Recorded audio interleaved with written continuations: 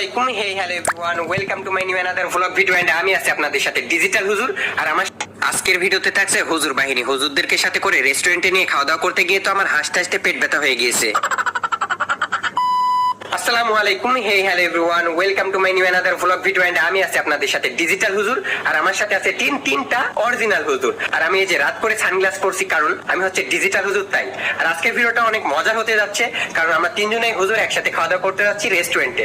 আমাকে তো অনেকেই চিনে ফেলবে, তারপর ব্যাপার না, সমস্যা নাই। ড্রেস পরে অনেক সুন্দর লাগছে। বাই দ্য ওয়ে, ভিডিওটি দেখার জন্য সাথেই থাকুন এন্ড এনজয় করুন। Let's go. শুরুতেই চমলক্ষ বাহিনীদেরকে নিয়ে গ্লাসের মধ্যে পোস্ট পাস দিয়ে ভাবটাব লইয়া বাসা থেকে বের হয়ে পড়লাম। ও সরি, চমলক্ষ বাহিনী না, আজকে আমি আছি হুজুর বাহিনীদের সাথে। আর এখন আছি আমরা রাজশাহীর লক্ষ্মীপুরের মোড়ে। আর আমরা এখান থেকে যাবো রাজশাহীর রানীবাজারে খাওয়া দাওয়া করতে। তো খাওয়া দাওয়ার নিশায় চমলক্ষ বাহিনীগুলা বিড়বিড় করে রিক্সায় উঠে পড়লো। তারপরে রিক্সালা মামাও রকেটের গতিতে টান দিল। তবে রিক্সালা মামা বললে ভুল হবে, যে স্পিডে যাচ্ছে আর যে গতিতে যাচ্ছে তাই আমরা নাম দিয়েছি পাইলট মামা।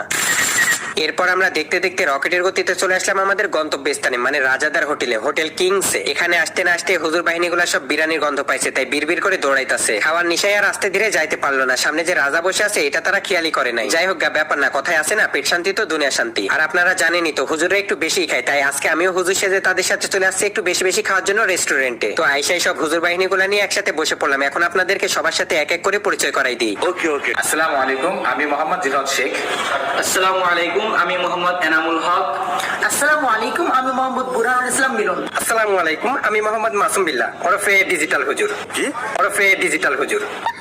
এরপর আমরা সব হুজুর বাহিনীগুলো একসাথে বসে আলাপ আলোচনা করছিলাম। এর মধ্যে আমাদের খাবারের মেনু বুকটা চলে আসলো। তারপরে আমরা হায়দ্রাবাদি বিরিয়ানি অর্ডার করলাম। তারপর ভাবলাম খাবার আসতে আসতে এই ফাঁকে আপনাদেরকে রেস্টুরেন্টটা ঘুরে ফিরে দেখাই, কারণ রাজাদার হোটেলে খাইতে আসছি ভাই, না দেখালে কি হয়। তবে সব থেকে বেশি ভালো লাগলো কারণ রেস্টুরেন্টে প্রবেশ করতে আয়তাল কুরসিটা চোখের সামনে পড়লো। যাই হোক, তারপর খাওয়া দাওয়া শেষে রিল্যাক্স করার জন্য একটা বেডও আছে, কিন্তু এদিকে হুজুরদের কাহিনী দেখে আমি হাসতে হাসতে শেষ। খাইতে আইছি মামা, খাইতে আইছি, আজকে খাবো আজকে খাই দাই। আর আল্লাহ তাআলা নিয়ামত অবশ্যই ভরপুর ভাবে খেতে হবে এবং সবকিছু এনজয় করতে হবে। খাওয়ার জন্য আজকে মাসুম ভাইয়ের সাথে চলে এসেছি কিংসে।